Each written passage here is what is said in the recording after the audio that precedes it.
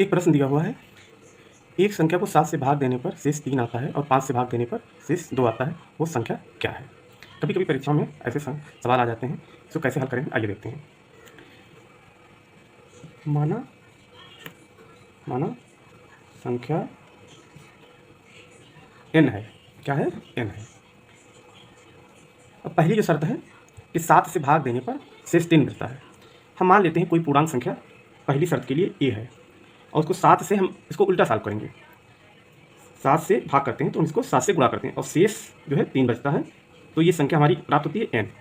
इसी तरह से जो है दूसरी जो शर्त है 5 से भाग देने पर शेष 2 आता है, तो दूसरी पूर्णांक संख्या मान लीजिए b है और इसको जो है 5 से भाग करते हैं, 5 से इसको गुणा करेंगे और हमें शेष बचता है 2 और ये संख्या प्राप्त होगी n। इन्हें तो दोनों संख्याएं बराबर होंगी, इसको रखते हैं बराबर 7a + 3 बराबर 5b + 2।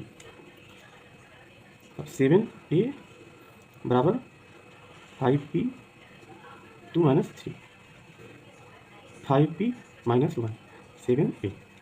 अब a बराबर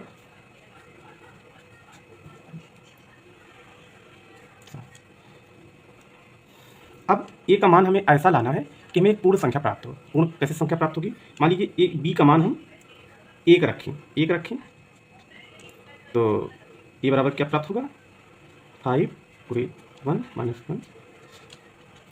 5 - 1 7 4/7। ये पूर्ण संख्या हमें नहीं प्राप्त हुई। अब हम दूसरी देखते हैं कि b बराबर 2 रखें, ओके, तो a बराबर 5 पूरे 2 - 1 पे 7 10 - 1 7 9/7। अब ये हमको पूर्ण संख्या प्राप्त नहीं हुई। अब हम रखते हैं b बराबर 3, तो a बराबर 5 3 1 7 15 - 1/7 तो 14/7। ये कट गया। इसका मतलब b का 3 जो है रखने पर हमें a 2 प्राप्त होता है। ये जो है पूर्ण संख्या हमें मिली। अब हम इसको इसमें रख देते हैं। n बराबर क्या था 7a + 3, तो 7a 2 + 3 14 + 3 17। ये जो है संख्या हमें प्राप्त होगी। और दूसरी शर्त में भी रख के देख लेते हैं, तो 5b है, b का मतलब 3 हमने रखा है और 2 हमें प्राप्त हुआ शेष, तो 15 + 2 17। देखा, वही संख्या 17 यहाँ भी प्राप्त हुई और 17 यहाँ भी प्राप्त हुई।